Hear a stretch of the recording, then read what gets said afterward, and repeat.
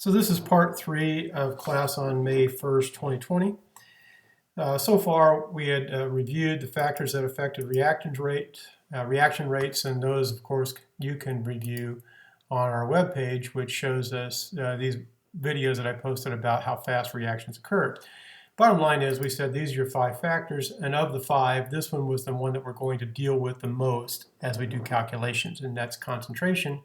Concentration, of course, is given in moles per liter. And that's commonly abbreviated big M. All right, moles per liter molarity.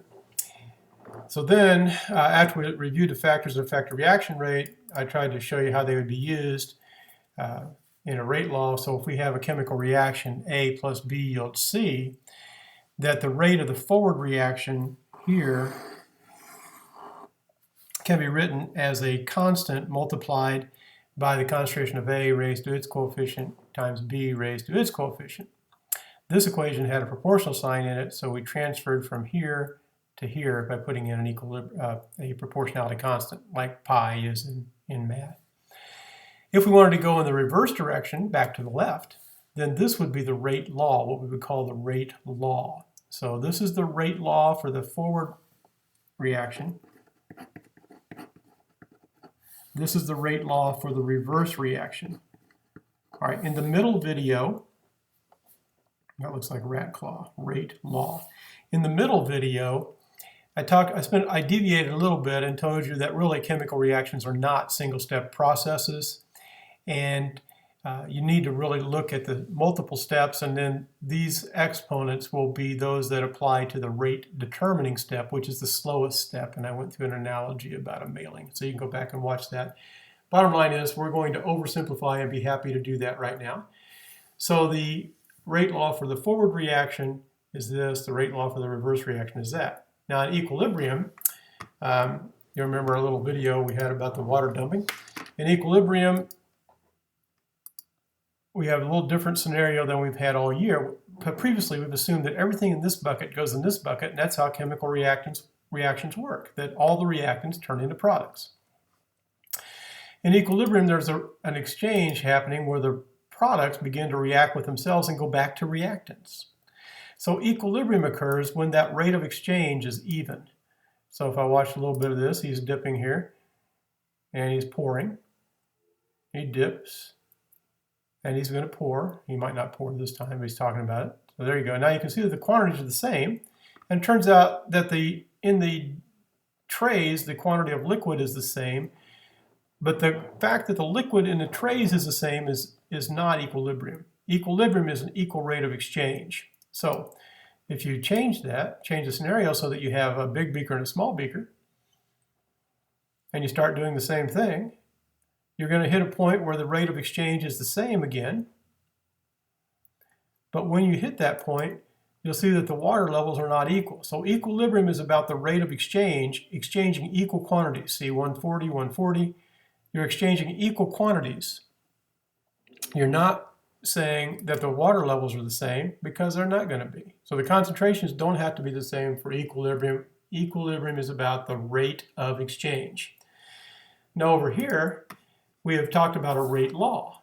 So the rate of the forward reaction being equal to the rate of the reverse reaction would mean that we're at equilibrium. The two rate laws are equal to each other.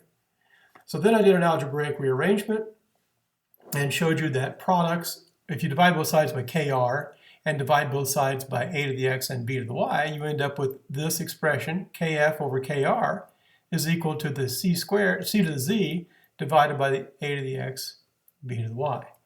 So ultimately what you end up with is an equilibrium constant, because these are both constant, so the ratio of two constants is a constant, and it's equal to the products divided by the reactants.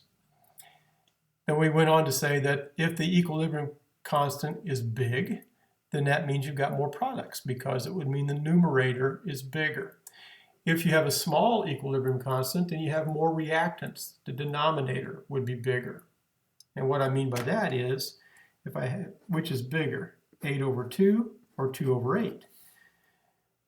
So you know that 8 over 2 is bigger, so bigger numerator, more products will give you a bigger constant. In this case, it'd be 4. But if you looked at this one, you've got more reactants, so 2 divided by 8 is 0.25. So that'd be a small equilibrium constant, which means more reactants. So that's a review of what we've done before. Now we're going to shift over to doing some calculations. So here we go. We're going to go to some stuff I posted on the website, posted them right here.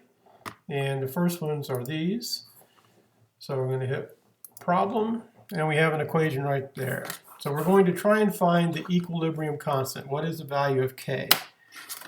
So you set up, first thing you do is you set up the formula for the equilibrium constant, which is products divided by reactants. So KEQ, or just K, this guy refers to it as, is equal to the products, which in this case would be NO,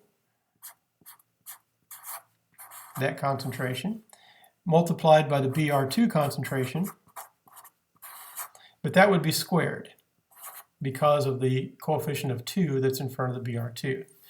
I'm going to write this equation down because I don't like one thing that he did with that. Since this is equilibrium, NOBr yields NO plus 2Br2. Since it's equilibrium, you would expect that the arrows would go both ways. So the reactants turn to the products and the products turn to the reactants. All right, so now continuing on with our equation, on the bottom we have just the NOBr. Oops, that's a capital O, sorry. And that would be squared because of that too. So now we need to find the value of K. So here we go. The first number they gave us in this, over here in this problem, is the NOBr, and it's 0.220 or 0.257. So in this expression, we would go 0.257 right there. And that would be squared because of that coefficient of 2. And that's in the denominator. The products, the top, they gave us NO and they gave us Br2. So NO is 0.0190, 0.0190. And the Br2 would be 0.181. But the Br2 has to be squared because of the coefficient there. So now we're ready to do the math. Throw a calculator here. So we'd have 0.0190 times 0.181 times 0.181, because I'm squaring it. That's the top. Now I'm going to divide by 0.257 and then divide again by 0.257 because it's squared. So 0.0094 is what I got for an answer for KEQ. So we would punch it in over here, 0.0094. We'd check our answer, and we'd find that we got it correct. So that's one set of problems I want you to be able to do. The others, you don't need to do all of them, just do as many as it takes for you to know what you're doing.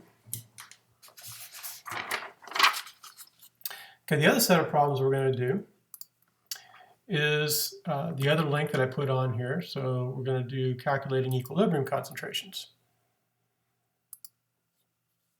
And I'm going to go through, I want to calculate the equilibrium concentration of a reactant. That one would have worked. This one would have worked. Not that one. This one's going to be good. We're going to do this one. All right. So what we have to do here is set this up, set up your expression again. So I'll write the equation. So 2CO plus 2NO yields 2CO2 plus N2. Now again, it's an equilibrium, so you've got to have two arrows. So you recognize equilibrium problems with two arrows. For some reason, that's not included here. Although in this problem, just to be fair, this is a really big number. So since that number is so big, then you're going to have way more products than you do reactants. So essentially, it does go in one direction. All right, but we're going to still assume it's equilibrium since we're dealing with an equilibrium constant. So now we need to set up our formula. So we know KEQ is equal to the carbon dioxide squared, because of that, multiplied by the nitrogen. So we have the products on the top divided by the reactants on the bottom, and the reactants have a CO, and that's going to be squared, multiplied by an NO, which is also going to be squared. So when we put in our numbers, we are given the equilibrium constant is 576. 576. We're given the NO concentration of 0.105. See it over here? So I'm referring over here to get my numbers, 0.105. And that is the NO. So where's NO? NO is on the bottom. So 0.105, and that would be squared.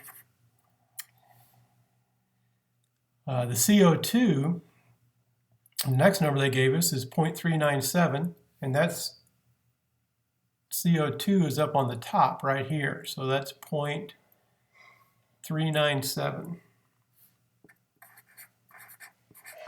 That also will be squared. And they gave us a nitrogen, which is 0.184. Nitrogen's right here, so I put it in the top, same spot, and that was not squared because there was no coefficient. And then we don't know what the CO is. We're trying to find the CO because right here it says what is the concentration of the CO, so I had to put X in for CO. But the CO would be squared, so that's going to be X squared. So now we're ready to solve the problem. To solve this thing, you have to get the denominator clear of the X. So the variable needs to be out of the denominator. So I'm going to multiply both sides by X squared and 0.105 squared. All right, so X squared, 0.105, and X squared. 0.105 squared and X squared. Put the parentheses in that way. So now on this right side, since I multiplied by the stuff that was down here, it's on the top. X squared over X squared cancels. 0.105 squared, 0.105 squared cancels. So my new equation is 0.105 squared X squared and 576, not squared, are equals. Then 0.397 squared, 0.184, not squared. All right, so now we're ready to solve for X. So to do that, we need to get rid of the numbers that are with the X. So we're going to divide both sides by 0.105 squared and by 576.